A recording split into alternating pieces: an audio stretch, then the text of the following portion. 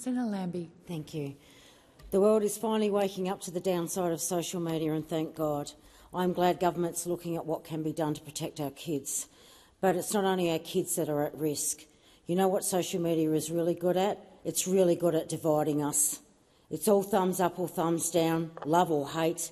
It rewards opinions, strong opinions. It encourages us to hate each other. It doesn't reward someone for saying, I don't know what I think about that. I need more time before I decide.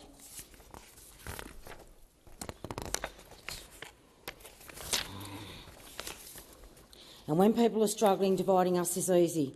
The Scanlon Foundation has been mapping and tracking Australia's social cohesion for nearly 20 years, and they say that we are more divided than ever. The cost of living pressure is creating the most hardship, with 12% reporting skipping meals, 12% struggling to pay rents or mortgages, and 22% saying they don't have enough income for medicines or health care. When people are doing it tough, blaming others and identifying a group to blame is easy.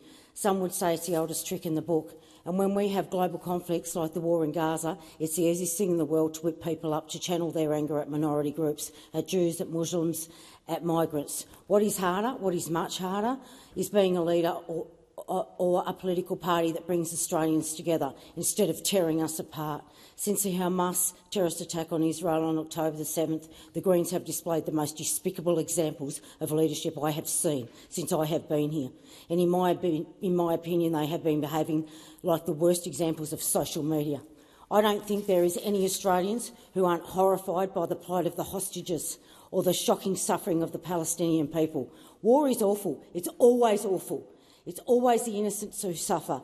Every political and community leader should do everything they can to turn the temperature down, not to light it up. But instead of working productively towards peace, since the Hamas terrorist attack on October the 7th, the Greens have done all they can to whip up division and whip up hate in the community.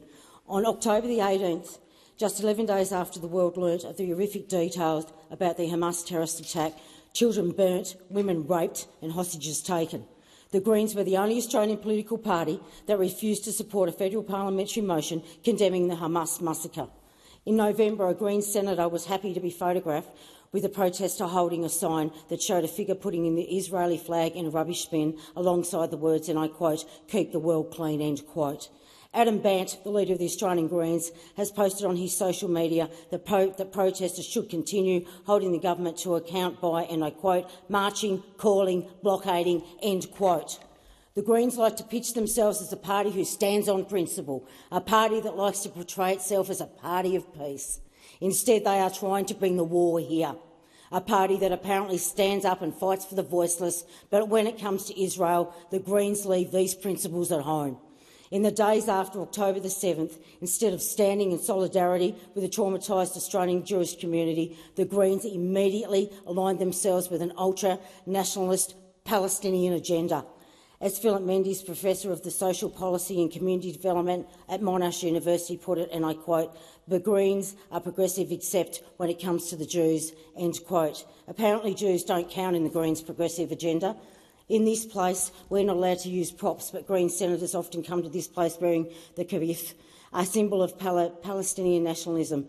The Greens like to claim they are the champions of the welfare state, but they have a large block of senators in this place. But job seeker still hasn't gone up. They haven't suspended standing orders to call attention to Russia's illegal invasion of Ukraine. They didn't suspend standing orders when Pakistan announced they were bulldozing the homes of 1 million Afghan refugees, driving them back over the border into the arms of the Taliban.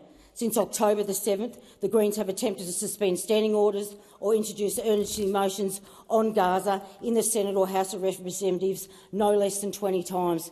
And by the way, most of the motions said nothing about the hostages. These motions add up to nearly 9 hours of wasted time and wasted taxpayers' money. So my question to the Greens is this: do you really think these stunts do anything to bring Australians together? Do you really think it does anything to stop suffering of Palestinians? Of course it doesn't. They are nothing more than stunts. Stunts that they think win them votes. Stunts that the Greens can pump out as video clips across social media in disgrace, and social media clips that whip up community division. Social media clips that encourage the blockading of electoral offices. Electoral offices are there for the most vulnerable in our electorates to seek help. Australians who are coming to their MP offices are seeking help for their health. help for housing and help for their family. But I guess these Australians don't count for the Greens either.